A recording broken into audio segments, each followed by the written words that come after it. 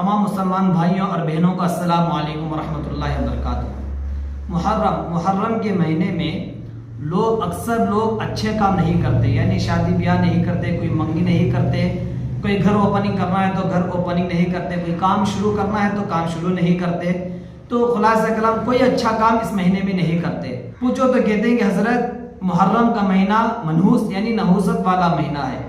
नाउज़ुबिल्लाह, अल्लाह हिफाजत करे हमारी। इस्लाम में साल के 12 महीने अच्छे हैं और हफ्ते के 7 दिन भी अच्छे हैं और दिन के 24 घंटे भी अच्छे हैं। अगर मुहर्रम का महीना नहूसत वाला महीना होता तो जरूर अल्लाह के नबी हदीस में बता देते या अल्लाह तबारक व तआला कुरान में बता देते। जैसा कि रमजान का महीना उठा लो, रमजान का महीना फजीलत वाला महीना है, तो रमजान की फजीलत के बारे में कुरान में आयत मौजूद है और अहादीस में कई हदीसें मौजूद हैं। सहाबा के कितने कौल हैं रमजान की फजीलत के बारे में। इसी तरह अगर मुहर्रम का महीना नहूसत वाला महीना होता तो जरूर कुरान में, हदीस में, सहाबा के अमल में मुहर्रम की नहूसत के बारे में कुछ ना कुछ होता।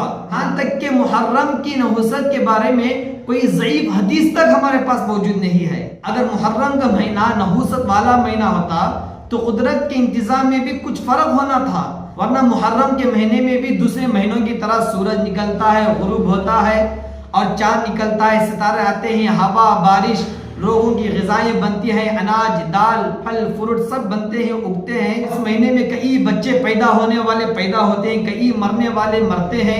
तो हर महीने में अच्छे और बुरे काम होते हैं, हर दिन अच्छे और बुरे काम होते हैं, हर वक्त अच्छे और बुरे काम दोनों होते हैं। इसी तरह मुहर्रम के महीने में भी अच्छे काम भी होते हैं और बुरे काम भी होते हैं। अगर मुहर्रम का महीना नहूसत वाला होता तो कुदरत की तरफ से सिर्फ बुरे काम ही होना था, अच्छे काम रुक जाना चाहिए था। वैसा तो नहीं है। तो एक बच्चा का पैदा होना कितनी खुशी की बात है, कितना अच्छा काम है। तो इन 10 दिनों में, मुहर्रम के 10 दिनों में कई बच्चे पैदा होते हैं, तो क्या खुशी का काम नहीं है? फिर पूछो भाई ये महीना मनहूस क्यों समझते हो? तो कहते हैं कि इस महीने में हुसैन रजी अल्लाह अन्हु की शहादत हुई। नाउज़ुबिल्लाह, अल्लाह की पनाह, अल्लाह हिफाजत करे। सहाबी का शहीद होना क्या पूरे महीने को या मुहर्रम के 10 दिन को गम का दिन बना देगा? हालांकि शहीद के बारे में कुरान कहता है वला तक़ूलू लिमन यक़्तलू फी सबीलिल्लाहि अमवात बल अहयाउ वलाकिन ला तशऊरून।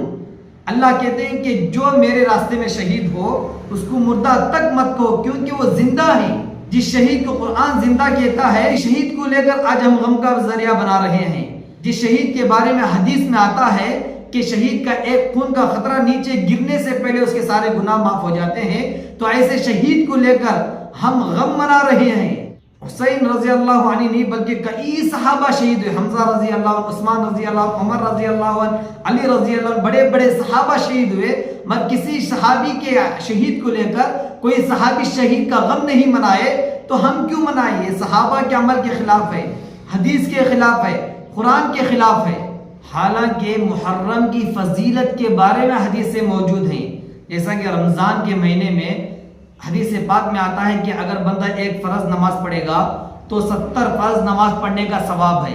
तो इसी तरह हदीस में आता है कि मुहर्रम के महीने में, मुहर्रम का सारा महीना, आशूरा का दिन छोड़ो, मुहर्रम का सारा महीना, अगर मुहर्रम के महीने में कोई बंदा एक रोज़ा रखेगा तो उसके लिए 30 नफिल रोज़ों रखने का सवाब मिलता है।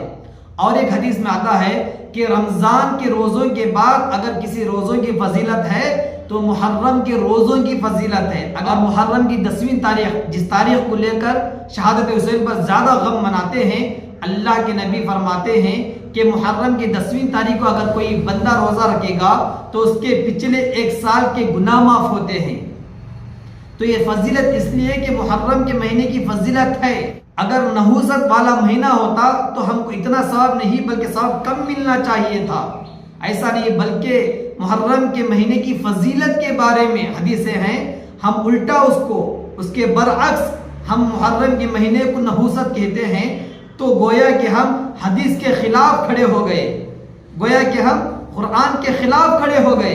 तो हम कुरान हदीस के खिलाफ अपोजिट में खड़े होंगे तो हमारा ईमान कहाँ बाकी रहेगा? मेरे दोस्तों, जरा सोचो, सोच कर अमल करो।